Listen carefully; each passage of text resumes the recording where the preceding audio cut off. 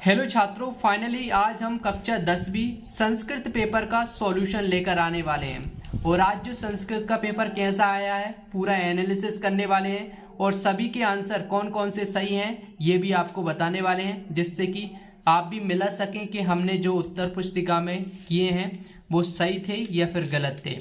तो इसका मिलान आप ध्यान से इस वीडियो को देखकर कर सकते हैं। तो चलिए वीडियो को शुरू करते हैं, लेकिन इससे पहले आपसे एक छोटी सी रिक्वेस्ट है, अगर आपने अभी तक इस वीडियो को लाइक नहीं किया है तो लाइक अवश्य कर देना, और चैनल को सब्सक्राइब नहीं किया है तो चैनल को सब्सक्राइब भी कर देना, जिससे हर वीडियो का नोटिफिकेशन आपको मिलता रहे।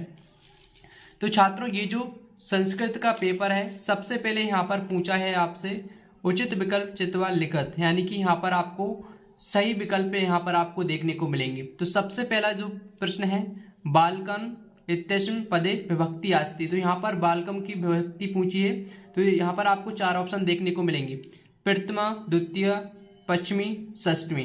तो इसका जो सही आंसर है वो है द्वितीय। तो अगर आपने द्वितीय सही किया है तो यहाँ पर आपका 1 नंबर पक्का हो जाता है। इसके बाद में दूसरा है धन्वा इत्यस्मिन् पदे वचनम अस्ति। तो यहाँ पर भी आपको 4 ऑप्शन देखने को मिलेंगे, एक वचनम, द्विवचनम, बहुवचनम, अन्य वचनम। तो यहाँ पर इसका सही आंसर कौन सा है? सही आंसर है दोस्तों अवाला, एक वचनम। अगर आपने एक वचनम किया है तो 1 नंबर और आपका पक्का हो जाता है। और आप साथ में अच्छे से देखते चलिएगा आपने उत्तर पुस्तिका में क्या लिखा है, और साथ में जैसे कि आप अनुमानित नंबर भी जोड़ सकें। और इसके बाद में तीसरा है नदी नाम इत्यस्मिन् पदे विभक्ति अस्ति। तो यहाँ पर नदी नाम की विभक्ति पूछी है, इसमें कौन सी विभक्ति है? चतुर्थी या पश्चिमी या षष्ठी या फिर सप्तमी। तो यहाँ पर इसका सही आंसर क्या होगा? इसका आंसर होगा सवाला, षष्ठमी विभक्ति है नदी नाम में। अगर यहाँ पर ये आपने किया है तो आपका बिल्कुल सही है। इसके बाद में है चौथा विकल्प देख लेते हैं, तस्मिन् इत्यस्मिन् पदे वचनम अस्ति। तो यहाँ पर ये जो 4 ऑप्शन आपको देखने को मिलेंगे, एक वचनम, द्विवचनम, बहुवचनम, अन्य वचनम। तो यहाँ पर इसमें से सही आंसर क्या है ये आपको हमें कमेंट बॉक्स में बताना है, आप क्या करके आए। और इसका सही आंसर हम खोजकर वेबसाइट पर अपलोड कर देंगे, और जिससे कि आपको पता चल सके। और इसके बाद में है 5वां वाला, अस्माभिः सर्वदा सत्य वक्तव्यम् इत्यस्मिन् वाक्ये अव्ययम् अस्ति। तो यहाँ पर अव्ययम् पूछा है, तो यहाँ पर भी आपको 4 ऑप्शन देखने को मिलेंगे, अस्माभिः सर्वदा सत्यम और वक्तव्यम्। तो यहाँ पर इसका 4 ऑप्शन में से इसका जो सही आंसर है वो है सत्यम। छात्रों, इसके बाद में 6वां सही विकल्प है अधोलिखितेषु शब्देषु अव्ययपदम नास्ति। तो यहाँ पर 4 ऑप्शन आपको देखने को मिलेंगे, तत्र, सर्वत्र, रमा, सदा। तो यहाँ पर इसका सही आंसर होगा रमा। यहाँ पर अगर आपने रमा किया है तो यहाँ पर आपका सही आंसर हो जाता है। इसके बाद में देख लेते हैं प्रश्न क्रमांक दूसरा, जिसमें आपसे रिक्त स्थान पूछे गए हैं। तो पहला जो रिक्त स्थान है वो है श्वेता अश्व धाप्ति इत्यस्मिन् वाक्ये विशेषण पद अस्ति। तो यहाँ पर जो पहला प्रश्न है आपका, इसमें कौन सा भराएगा? इसमें भराएगा श्वेता। अगर आपने ये किया है तो यहाँ पर इसका आपका सही आंसर हो जाता है। इसके बाद में है दूसरा, जननी तुल्य वात्सला इत्यस्मिन् वाक्ये विशेष पद अस्ति। तो यहाँ पर इसका जो सेकंड वाला है, इसमें आपको जननी भरना है। अगर आपने जननी भरा है तो यहाँ पर आपका सही आंसर हो जाता है दूसरा। इसके बाद में है तीसरा, शालिलम इत्यस्य पदस् पर्याय पद अस्ति।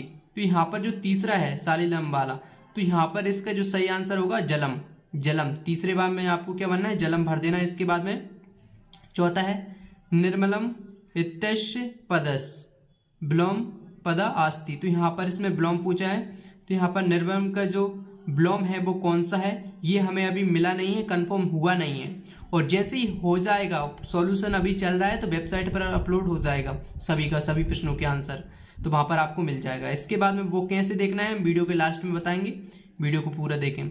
इसके बाद में 5वां वाला, सुलभ इत्यस्य पदस् विलोम अस्ति। तो यहाँ पर जो 5वां है इसका जो सही आंसर होगा वो होगा दुर्लभ इसका सही आंसर होगा।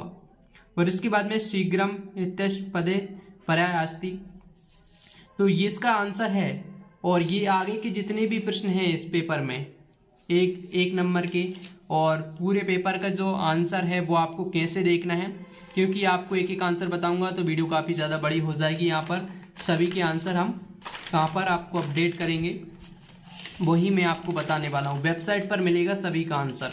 और साथ में हमने जो बताया था यहाँ पर आपसे बोला था कि अवकाश प्रश्न पत्र जो है इसकी एप्लीकेशन आएगी, तो वो आ चुकी है। यहाँ पर आप देख सकते हैं कालिदास वाला निबंध, 2 निबंध बताए थे, संस्कृत भाषा वाला और कालिदास। तो यहाँ पर फाइनली कालिदास वाला भी आ चुका है। तो हमने जो जैसी ट्रिक आपको बताई थी, अगर आपने वो फॉलो की होंगी तो आपका रिजल्ट बहुत अच्छा आने वाला है संस्कृत में, क्योंकि हमने काफ़ी सारे आपको इम्पोर्टेंट प्रश्न बताए थे। लगभग उन्हीं में से पूछे गए हैं, अधिकतर पूरे प्रश्न लगभग यहाँ पर उसी में से दिख रहे हैं हमें, जहाँ तक देखने को मिल रहा है जो भी हमने यहाँ पर बताएं।